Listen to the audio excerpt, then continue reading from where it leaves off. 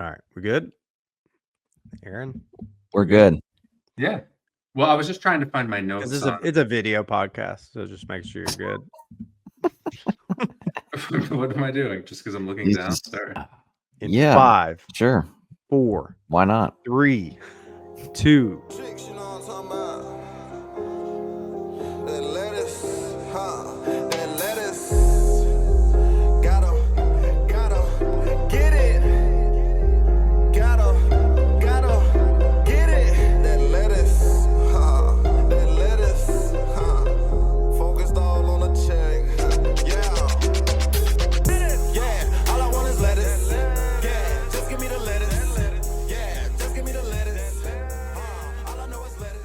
Lettuce heads, we are back with another edition of Please Let Us Golf, the podcast. With you tonight, we got Golfberg, we got What Adam, up? and yours truly, Goldie. What are we doing? We're doing something a little different tonight. So this is episode 31, 31 weeks in a row of us bringing you Please Let Us Golf, the podcast every week. But we're going to the mailbag, guys. I dubbed it right before we went live. I said, I think we should call it the Cabbage Patch to keep up with the lettuce. It's lettuce adjacent theme. I think technically it's not a lettuce, but We can workshop that. we're gonna have to. We're gonna check the trademarks. We're legally mindful. But we've been doing some AMAs, asking questions out there, but we have a specific subset we wanted to tackle tonight, guys. We wanted to talk about drama in the world of golf, and we don't know what the issue is. Is it just us as golfers? Are we true degenerates? We got some stories submitted where people said, hey, maybe keep us anonymous. We're gonna maybe use some vagaries on the specifics, but we're gonna read them out. We're going to debate the merits of it. Who is in the wrong? Who is in the right? Is it just a golfer issue? And Mr. Golfberg, as our elder statesman, you're really only like 3 years older than me, but you're our thought leader. Thank you. Before we get into these specific stories, and these are wild stories too. Like this is going to be probably, I'm looking forward to it, maybe our most fun episode we've done to date. 4 crazy examples and real stories. But is golfers in general, are we the problem? Are we magnets for the drama? No, for sure. It does court a certain type of personality. I mean, the first thing that comes to mind is the court's gamblers. So that degenerate example number 1 in the dictionary. And so these are volatile personalities, a lot of big emotions, and then pile drinking on top of that, pile 4 hours in the sun on top of that.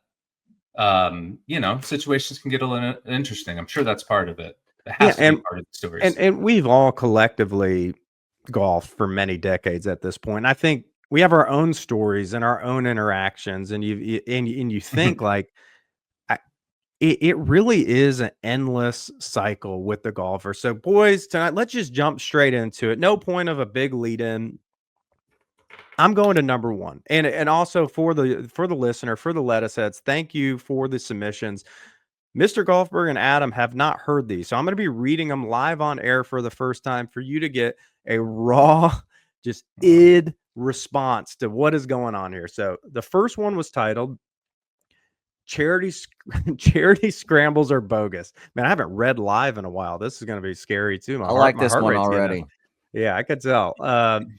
Dear Lettuce King. So first of all, they got to the top of the priority. That's a little much. Yeah, you want to get to the top of the list. Just call us that. Dear Lettuce Kings, comma. Let me start off by saying that I understand a 4-man scramble is low stakes golf and is usually for fundraising. That being said, it is still golf, and they have progressively gotten more and more outrageous. First, it was string and free tosses, the throws that were going on. Then it's net 40s winning every event. And now it's when I ran into this at a recent outing. Little teaser, ran into this. What is this? Again, for context, I would like to say that I'm a very mild-mannered person who isn't looking for confrontation. But when playing in a recent 4-man scramble, when I got to the 12th hole, a par 5, the volunteer was holding a massive die. Or dice. Not really sure the proper way to say it. So we appreciate you, holding yourself accountable. We don't know if it's dice in that situation. And the volunteer informed us that this par 5 was set up long today, but for the simple price of $25 a person, you can roll the dice or die. And whatever your lowest score is as a team, is the score for that hole. I admittedly did not handle this situation well and had a bit of a snarky comment on how lame I thought this idea was. The volunteer immediately fired back that this was, quote, for charity, and I am, quote, missing the point. This pissed me off even further, but luckily one of the guys in the group stepped up, diffused the situation, ended up paying for it. Okay, it says, but luckily one of the guys stepped up and diffused the situation as the volunteer was looking for trouble, in my opinion. We ended up paying for the $100 because we were 14 under through 11, and they were paying out gross and net winners of the tournament with decent prizes. So they got a 2. So they took a 2 on the hole. Well, here's where it got real sticky. Now, after they go to the 2, the guy apparently goes to peg his ball in the ground and tee up to go play the hole. And the volunteer says, if you go play the hole, you avoided your 2 on the roll.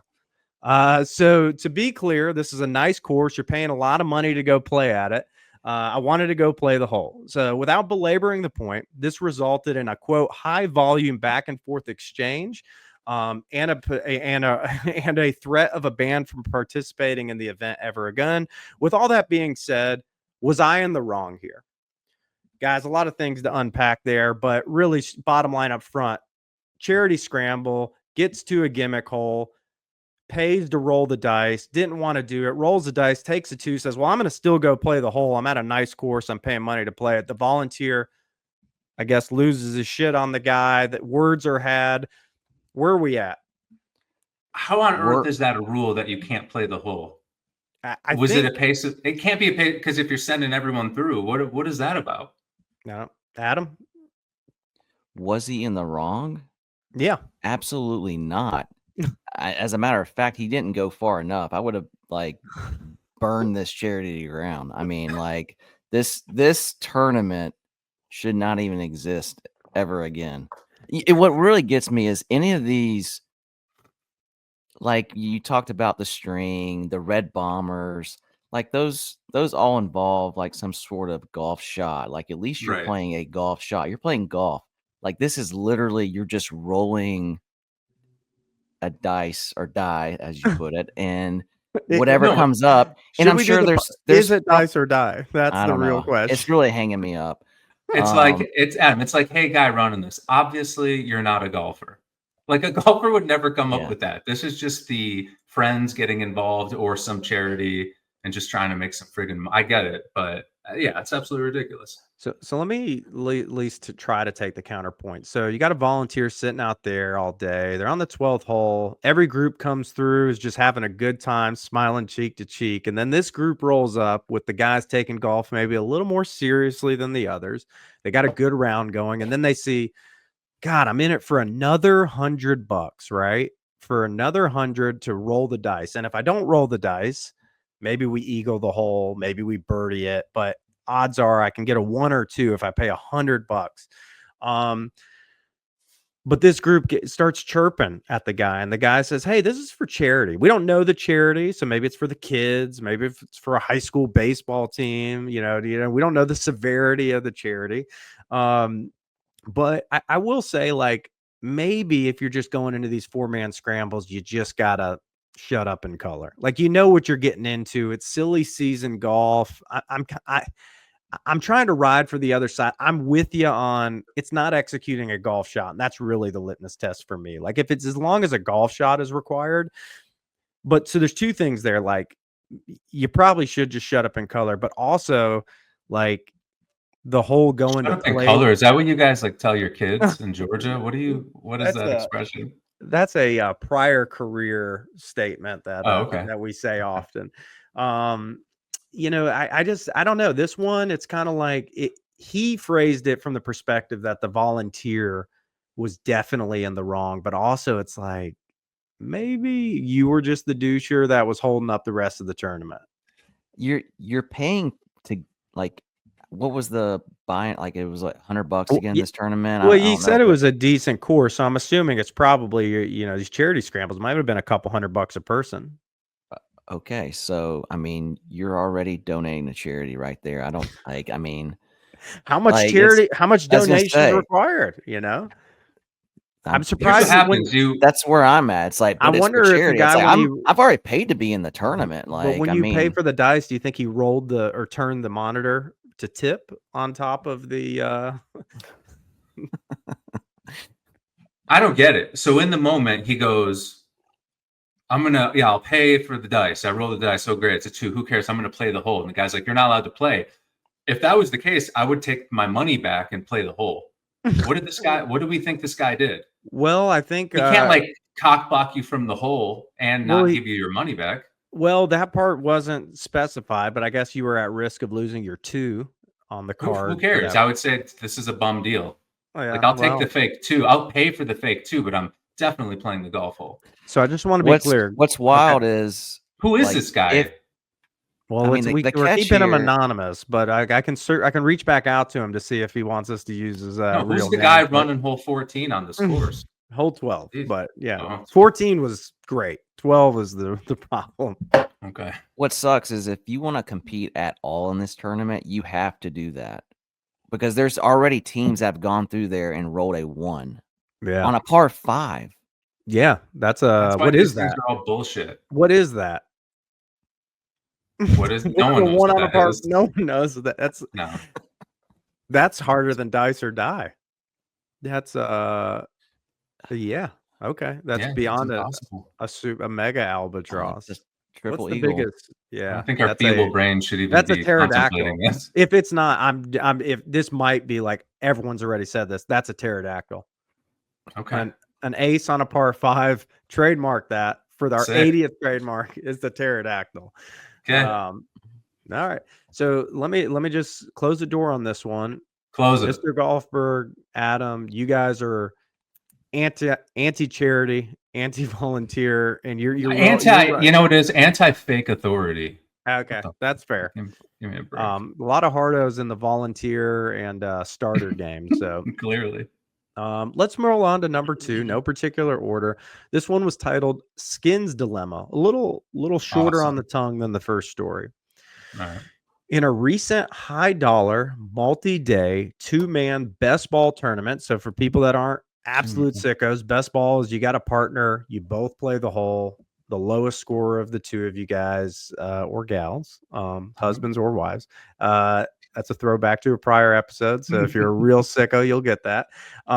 Your lowest score for the whole count. So it's a 2-man best ball tournament, multi-day, big money. Guy had a hole-in-one. First of all, clap. On the 6th hole of day 2. There's a daily skins game on top of the normal event for $100 a team per day.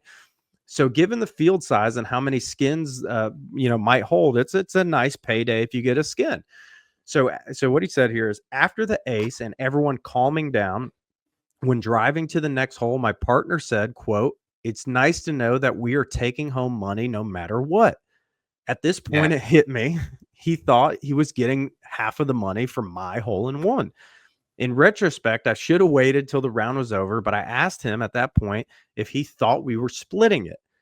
He laughed and said, "Oh, okay, ha ha ha." I said, "No, seriously, are we supposed to be splitting this for my hole-in-one? Are we splitting the bar tab?" And I'm going to put in a quote that should be a debate for a whole nother episode of the ludicrous. You're opening a bar tab for your hole-in-one. He said, "Dude, it's a team event." And I told him I didn't agree with that logic and we should have stipulated that prior to. In the end, I caved and gave him half, but I'm not sure if we will ever be able to play in this event together again. Am I being absurd? Thanks for your consideration. Gentlemen, thoughts? You want me to answer? I would love for you to jump in. The gentleman is being absurd. Oh, he is being absurd, using his own words against them. The gentleman is being absurd. And he didn't give his partner anything. The team skin was paid out. I think that was the dead giveaway. This is a team tournament. These are $100 team skins. So it's definitely a 2-man thing. Also, best ball format. It's not a scramble, but you are kind of leaning on each other, right? Like, when you're out of a hole, you can play a little more aggressive, blah, blah, blah. So yeah, that feels like a pretty clear argument there. That guy's, I don't know. Adam, thoughts?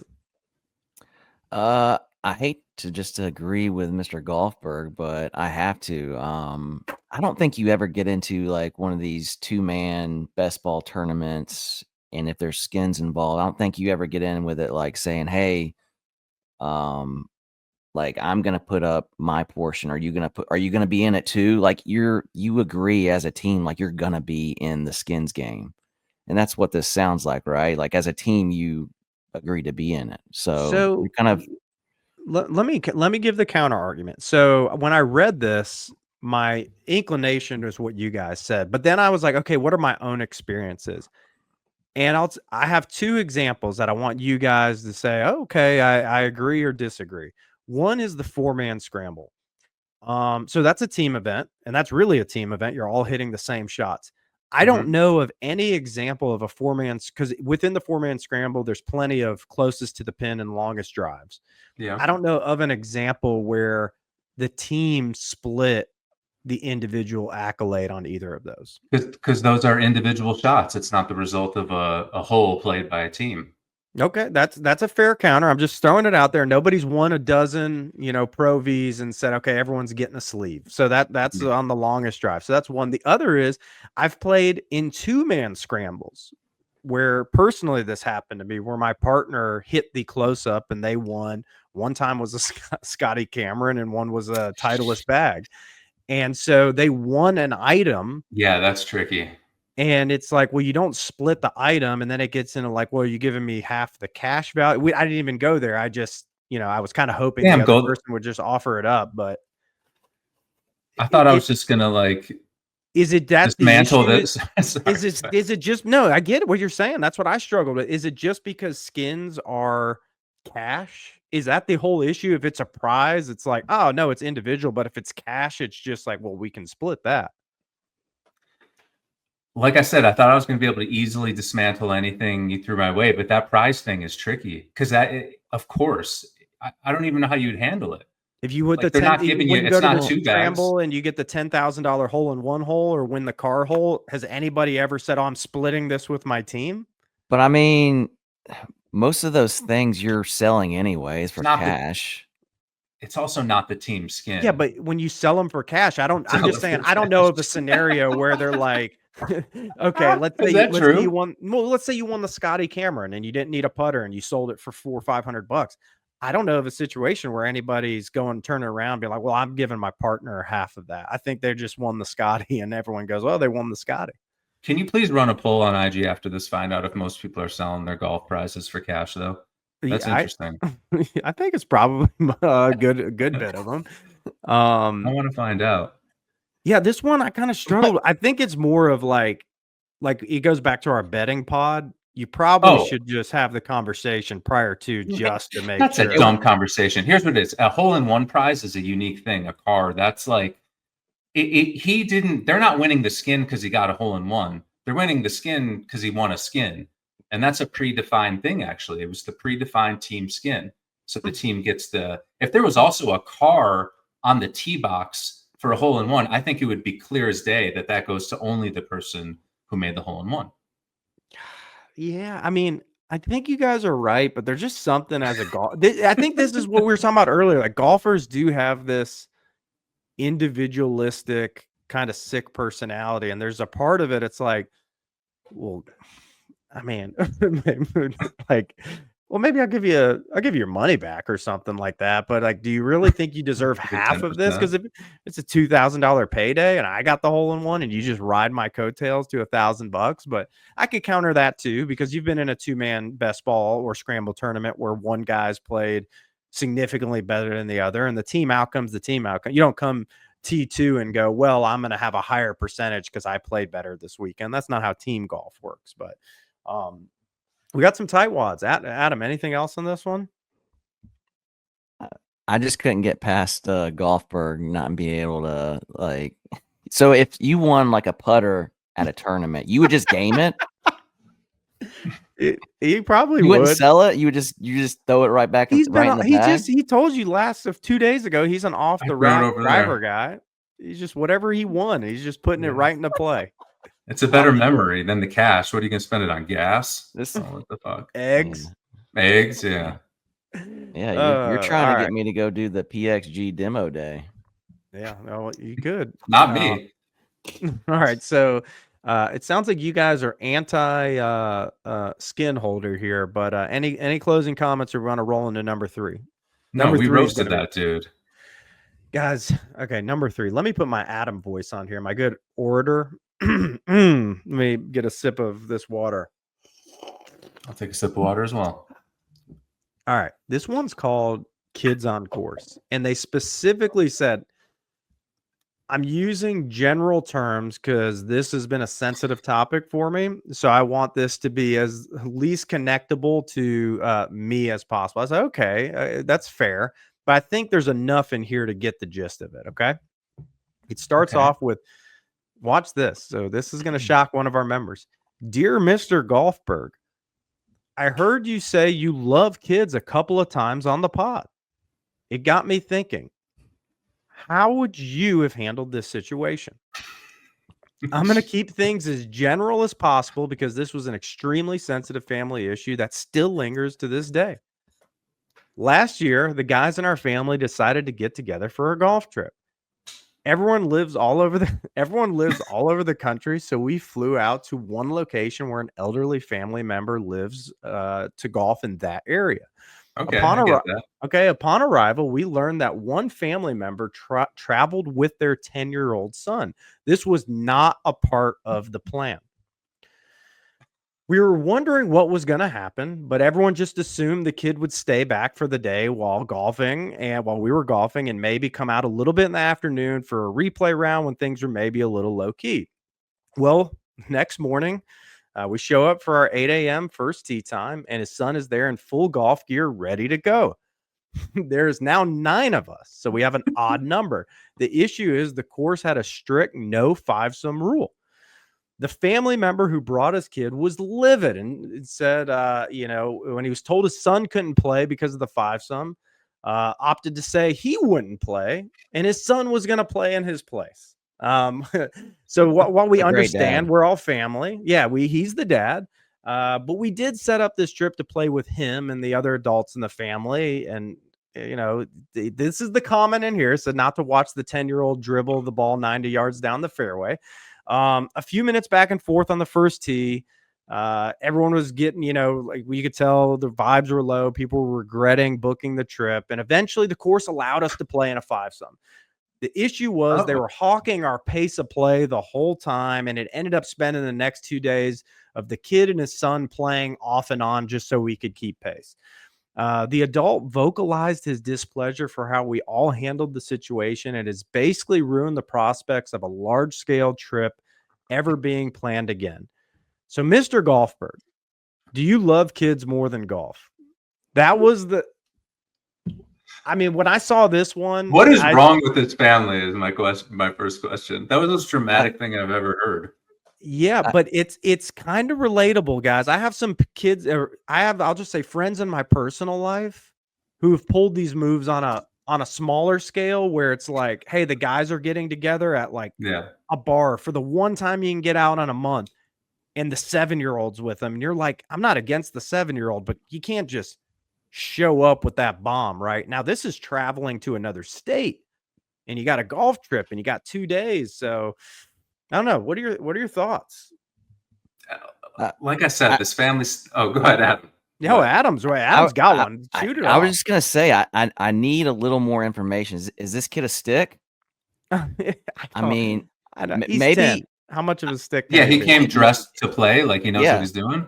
If he's a stick, maybe we replace the dad with the 10-year-old, like moving forward on golf trips.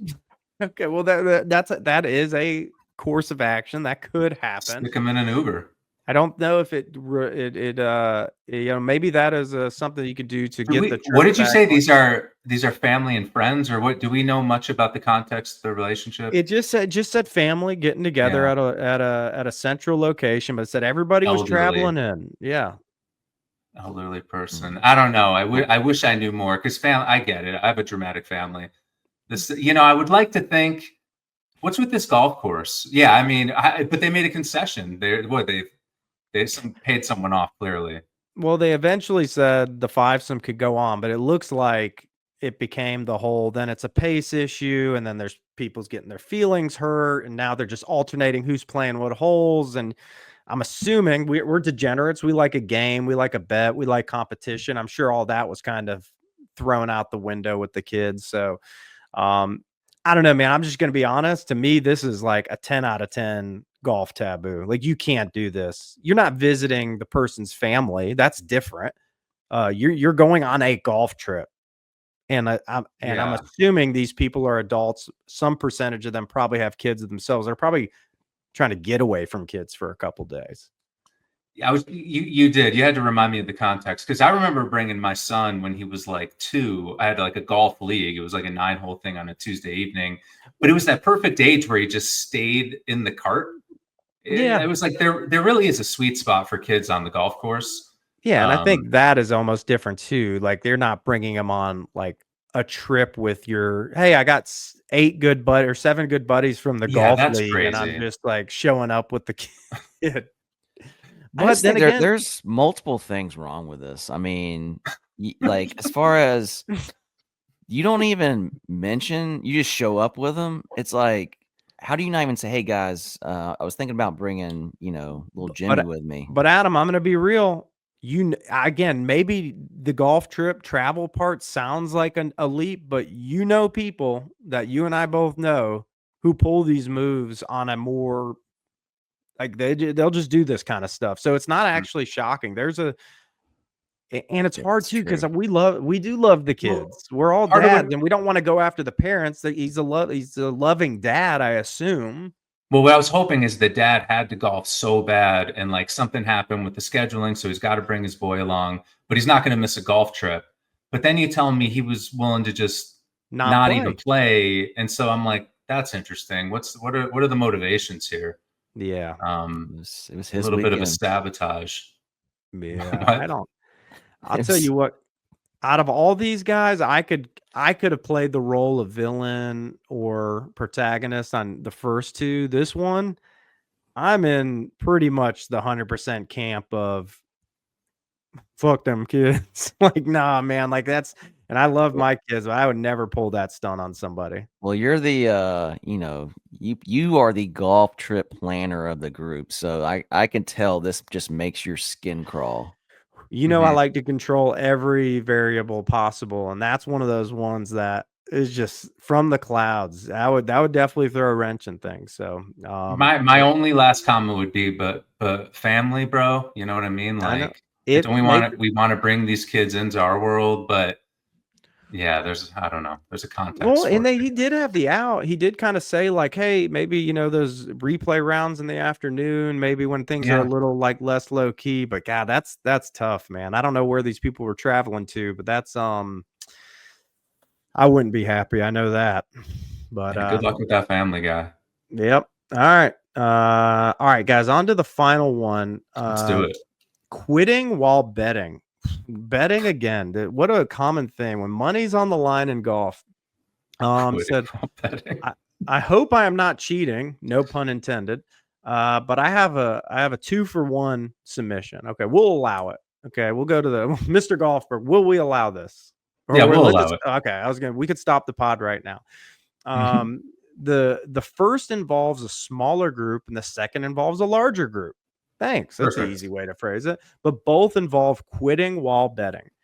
Hashtag quitting while betting. Maybe that's another shirt for us. Okay. Situation 1. Last year, I was playing with some sticks that can be a little hot-headed. We had a 5-man wheel bet going. So, okay, that's deep. So wheel bets, basically 2 guys are playing 3, and that's all you need to know in a match. Which the subject of the issue at hand was on the team with 2 players. Long story short, after 9 holes, the guy was getting waxed. He was playing probably the worst golf I've ever seen him play. He was down over $100 on the front 9 alone. After losing the 10th hole, he got his bag and walked off the golf course.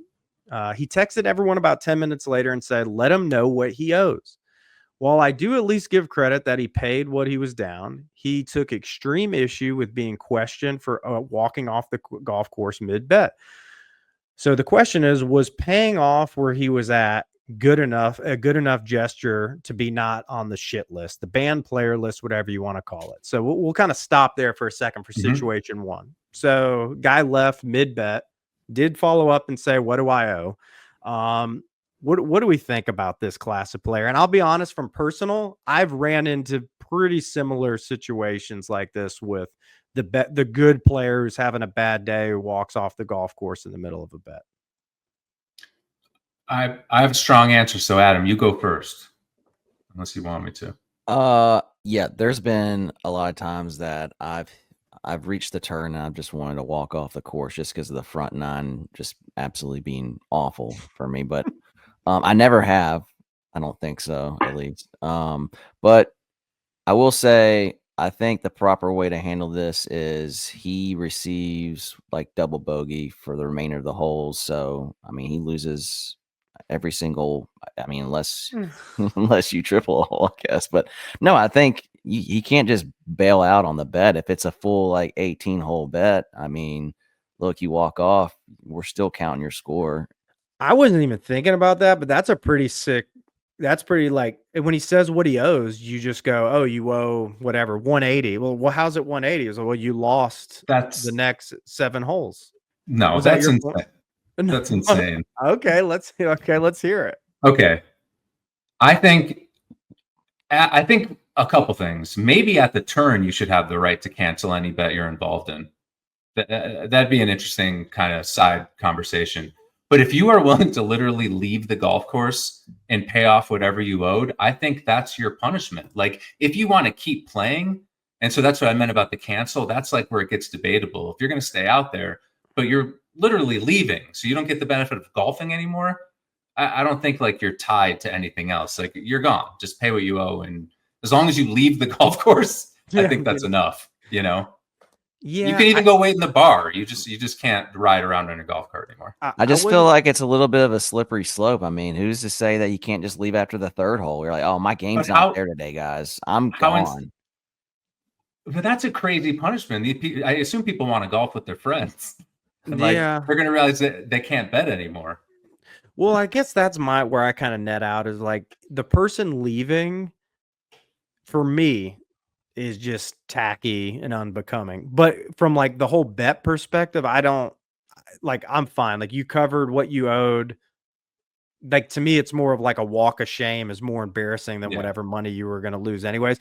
But I would say I would not have an interest in being in probably money games with that person ever again. Of just saying like, that's not a behavior in which I would go out of my way of being like, oh, that's somebody I want to golf with on a frequent basis. You know what it is, Adam? It's like you're under contract and you're walking, but you forfeit your earnest money deposit. And then sometimes that happens. I guess that is a way. Also, you did hit on something. Most friendly bets I've played, we allow just adjusting of the bet at the turn too, right? If somebody's just absolutely getting waxed, it's like, okay, we'll give you 1 aside on the back or 2, or we'll go 2 to 4 on the back. But also it's like, man, it's a grown man league, man. Like you sign up for a bet, kind of is what it is. Yeah, if you stay out there, that's agreed. Like that's a harder decision to think about. But I just think if you leave the course, it's like, yeah, get the fuck out of here. I'm gonna keep writing down your scores, man. I can put down whatever I want. Dude, you actually had a sick par. You had a sick par on 14. Yeah, you actually got me on that one. I needed that for the motivation. Adam, anything else you want me to go to situation 2? No, I agree. You signed up for it. Look, I'm not the biggest like betting person, but like if you go into like, hey, like we're gonna bet today, we're gonna have a game. I mean, well, hey, what about if you lose like a certain amount of money and then negotiate that amount to a lower amount after the round? Is that illegal? That should have been but if the money was never like talked about in the if there was first a place. misunderstanding that by agreeing to this dollar amount meant I could lose this dollar amount, does that matter? All right, we'll have to save that for another I'm podcast. definitely for just like getting to the end of the round, just figuring out what everyone knows. Yeah, you are until you see what the bill is. All right, so situation 2. So he said playing in a large weekly men's group, about 40 players. We had back-to-back instances involving weather. When you have that many players, guys are going off nearly 2 hours apart. So think about it. So different times of the day, really. And with summer storms in the southeast, that can make a big difference. How the game works is people pay prior to playing, but there were no rules governing inclement weather. Somehow, when I joined, they had been a group for over 10 years and nobody had ever had a weather rule. So on one June day, I was in the first group to go off and I was -4 through 12. Good on you. Great, great round going. That's what we're here. That got you to the top of the list. We like sticks, players only, and had a skin locked up on the fourth hole. However, a storm rolled in that stopped play for about 45 minutes. When we returned to play, we noticed via the scoring app they use that nearly every player behind us was over par and they quit their round. When I finished the round, the group messaged out saying they were returning everyone's money since they couldn't finish play. While I was bothered, I chalked it up to the golf gods getting me. Didn't say a word. However, just 3 weeks later, nearly the exact same thing happened, and this time I spoke up. I immediately got pushback from the group leaders saying, quote, "I am not required to play if I don't like it." This infuriated me further, and I was simply pushing back for what was the logic behind allowing someone to just quit a bet when they are playing bad. So read between the lines. That seems to be the thing here. Like guys go, it's storming. I don't need this shit. I'm already 6 over through 5. Their main counterpoint was that the bet/stakes were relatively low, and they have never had anyone quote complain about this before. Luckily enough, folks chimed in, and it eventually led to a rule governing whether and when there was no point of return for your round and your money. But it also resulted in me getting on the bad side of the guys who run the group and eventually got squeezed out of my tee time. So I ask, is it unreasonable for me to fall on my sword for what they deem to be, quote, friendly or low stakes group golf? Good on him, a real patriot. Put himself out there, solved the problem, but he had to go down for it. I feel bad for him because there really should. I've actually been in a club championship in Vegas where we got through like 7 holes and they called the tournament, but the guys in front of me had gotten, through like 16 and were playing pretty good and we were sucking. And and they were pissed off. Really close to finishing and probably could have. Same kind of deal. It's it's a touchy one. You need some clear cut boundaries, I think. Adam, you live in the Southeast. How do you handle these spring and summer storms? How long was the delay again in the example that you So provided? the first example he said was 45 minutes. The second example he didn't specify, and that is a legitimate counter because sometimes these are literally 15-minute pop-ups, and then that 15-minute pop-up sometimes results in a 3-hour, I will say 45 minutes is a long time. I think that was acceptable for the group to say, "Hey, look, we got to get out of here. 45 minutes, like let's head home." Wow. Dang, I'm man, I'm so I'm the group does have a new rule. I don't know what it is, but I'm assuming it's probably like Aaron's rule or like example of the club championship. Most tournaments say like, hey, if you've gotten through 9 or something, like it's a qualifying round or score, or the bet is good. We'll lock it at through 9, like no scores after 9 count, but we'll do the scoring and skins on the basis of that. I guess the part that rubs me wrong is when you go, oh, 45 minutes was long, but it was long for the guys that were out of contention for the bet for that day. You know what I mean? And then the guys that were playing good were like, oh, 45 minutes was no big deal. So it's like probably hard to legislate, but it's like, I just keep going back to, man, when you put money on the line, I think if you leave, my position is then just leave. But if other people stay, that's the deal. Like if they stay till 9 o'clock because it doesn't get dark till them in the summer, okay, you got to get home for kids. Well, that's the risk you run a couple times a year. That's what we're saying. You got to leave. You forfeit your earnest money deposit. It goes back to that. If you stay in the game, you stay in the game. Adam doesn't look like he likes that. He doesn't agree. I don't like it. Golf's already a very long game. You throw 45 minutes on top of it. Look, we live very busy lives. Like, hey, let's just call it. We'll return everyone's money. It's no big deal. But Let's move on. but let's say you were winning a 40 guys. I don't know if this 5, 10, $20 a person. He's got a skin locked up. I mean, you could be looking at It's a what few we call $100. the rub of the green. It's just the golf gods. It's just the golf gods. That's right. Oh man, that was a good one. If you would have said, so I asked about the time because I think that's very important. Like if it's like you said, down here in the South, you get these pop-up showers. They last maybe 10 minutes and they're gone. No, that's Aaron's showers in Seattle. That's I got this pop-up. It started like 6 years ago and it's just still drizzling. Yeah, it gets those atmospheric rivers. That's what I was trying to pull that a minute ago, and it just I lost it. So no, I get it. That's a real thing. Well, I think we settled this one. No, did we? This one I don't know. I think you just need a hard and fast rule. And my thing with a bet is like, dude, you get into a group game, like your money's in.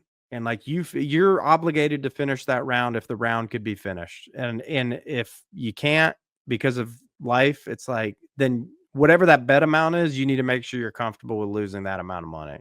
That's kind of where I net out at. Yeah.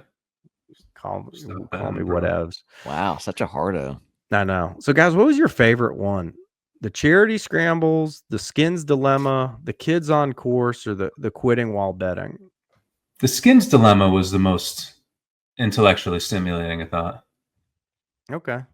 Yeah, because it seems so obviously one-sided, but there are legitimate counters. Layers. Yeah, there's a lot to it.